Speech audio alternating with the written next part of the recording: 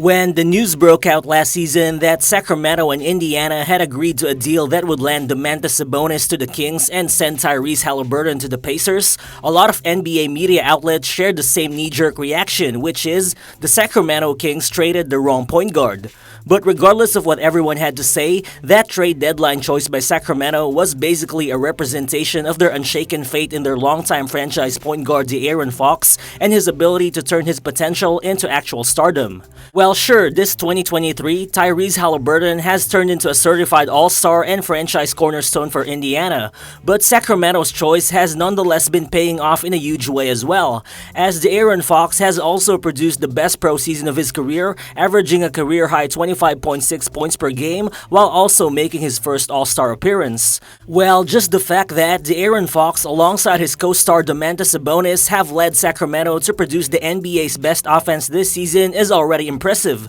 But more than that, a huge reason why the Kings have been a top 3 team in the West even towards the end stretch of the year has been their ability to perform in close late game situations, as the Kings' current 129.3 clutch offensive rating also ranks first in the entire NBA. And it's exactly in those close late game situations wherein De'Aaron Fox has mostly shown his star value for the team. In fact, no other player has produced more clutch points than Fox this season, as in those moments when the score is within 5 points during the final 5 minutes of games, Fox has already scored a total of 171 points, which leads the entire NBA. And aside from that, he's also been manufacturing those clutch buckets to the tune of a highly efficient 54.2% shooting clip, which also ranks as the second best shooting mark among all the top 20 clutch scorers this season. Plus, the crazy thing is, Fox has been that efficient despite also leading the entire NBA in clutch field goal attempts by quite a reasonable margin. So what's good everyone, it's Real Balls here, and in this video, we'll dive deeper into how De'Aaron Fox has become a truly elite star and what his rise means for the Sacramento Kings in terms of their long-awaited return to the NBA playoffs. So let's get to it.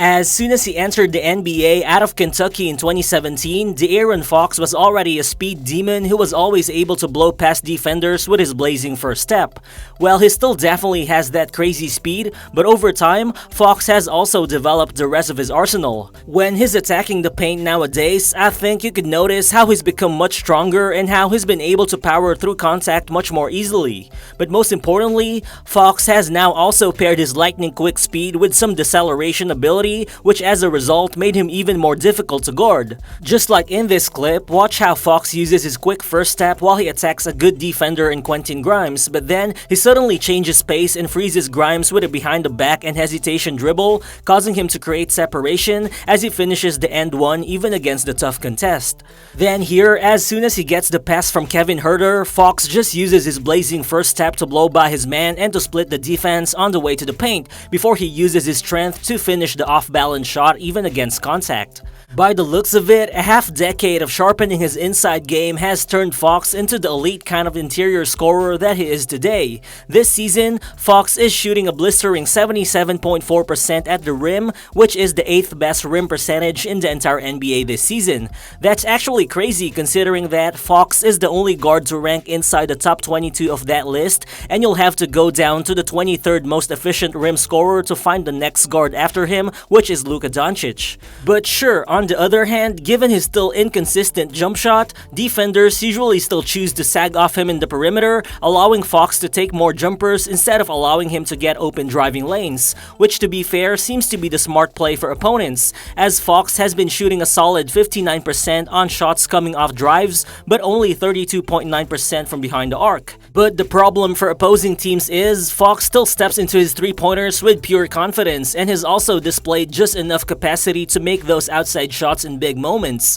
which is why he still forces defenses to step up and guard him when he's standing behind the three-point line. But what's even scarier is that Fox has also developed some kind of off-speed attack which enables him to torch defenders who won't give him neither daylight to shoot from the three-point line nor an open driving lane to attack the paint. Combine his natural speed and tight handle with his sneaky sneaky change of pace ability, and Fox can easily manufacture step-back jumpers in rhythm from the mid-range. Right here in the pick and roll, you can see Fox using the high screen from Sabonis to leverage his driving attack, but as he switched to Dwight Powell, he pulls a quick crossover, giving him space to launch the 14-foot mid-range shot. Then here, you can see Fox using another high screen from Harrison Barnes to get a switch. Watch how he takes Bol into the paint, freezing him with a change of direction and a change of pace as he gets separation to be able to launch the high arcing jump shot right on top of the big man. Well, those mid-range jumpers are definitely the types of shots that we see being taken by stars in the modern NBA, which they're now constantly using to be able to punish tight defenses during late-game situations.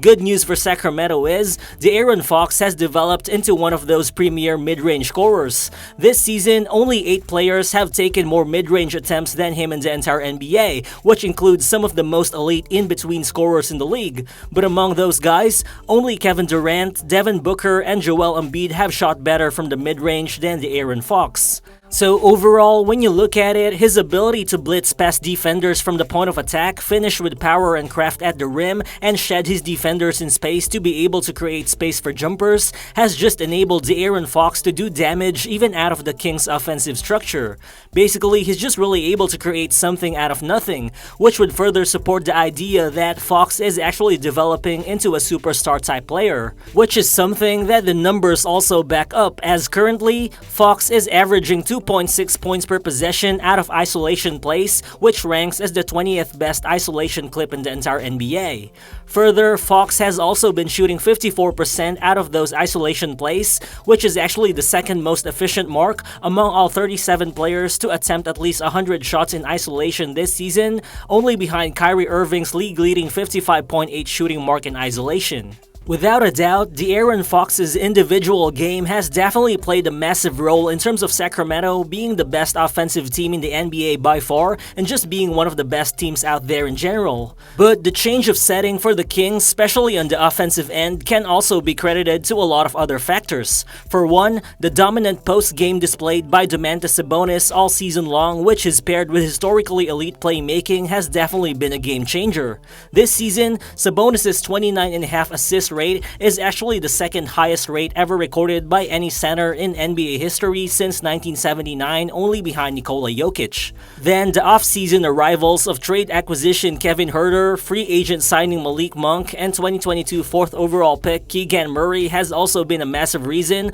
why Sacramento has moved up from being a bottom 10 3-point shooting team last season to becoming the 7th best outside shooting team in the NBA this season. Add in the hiring of new head coach Mike Brown, who's been able to transform the Kings offense into a complex blend of dribble handoffs, off-ball screens, and backdoor cuts, and you could easily see why the Kings are about to end the longest postseason drought in NBA history. But for Sacramento fans, good news is the team won't only make the postseason, they could actually even go further beyond that. With the Memphis Grizzlies missing some key players down the stretch, with the Phoenix Suns' Kevin Durant era still being in its infant stages, and with half of the Western Conference still moving around the 5th and 12th seeds on a per-game basis, it seems like Sacramento really has a great chance of solidifying themselves as the 2nd seed at the end of the regular season. If that happens, the Kings would have home court advantage not only in the first round of the playoffs, but also in any postseason matchup, except during a potential Western Conference final showdown with the top-seeded Denver Nuggets.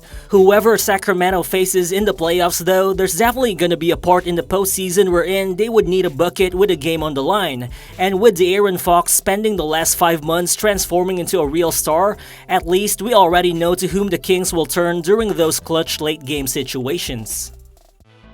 So thank you guys if you've actually made it this far into the video, but let me ask you, how far do you guys think can the Sacramento Kings go in the postseason? Feel free to drop your thoughts in the comment section below, and again, if you're new to the channel, please consider subscribing as well. Again, this is Real Balls, and I'll see you on the next one. Peace.